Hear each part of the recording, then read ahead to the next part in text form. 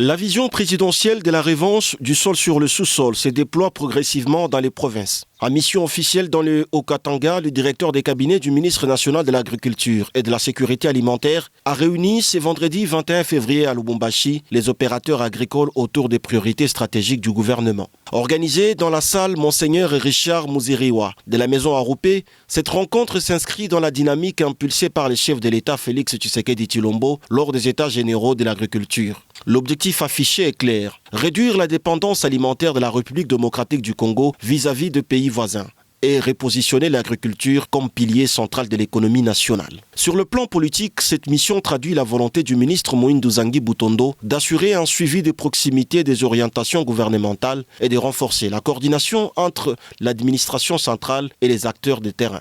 Le professeur Richard Moulendevu a à cet effet salué la détermination des grands et petits fermiers du Haut-Katanga malgré les difficultés persistantes liées notamment au financement, à l'accès aux intrants et à la mécanisation. Sur le plan économique, les échanges ont mis en lumière la nécessité d'accroître la productivité locale afin de contenir la facture des importations alimentaires. Pour impulser une révolution agricole agressive, 5 axes prioritaires ont été proposés. Les semences, les fertilisants et pesticides, la mécanisation agricole, la production et les stockages. Des leviers jugés essentiels pour structurer durablement la chaîne des valeurs agricoles et stimuler l'économie provinciale.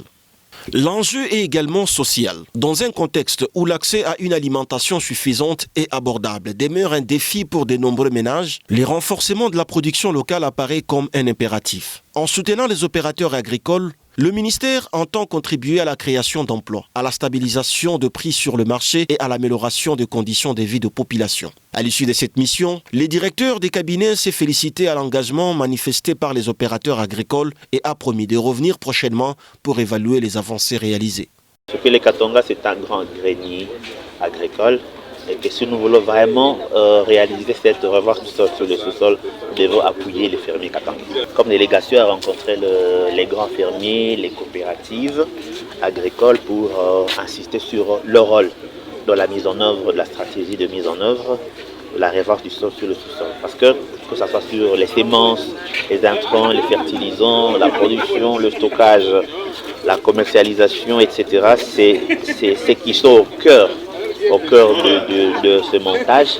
J'ai tenu donc à rappeler ce rôle-là parce que c'est sur eux que nous comptons pour réaliser cette revanche du sol sur le sous-sol.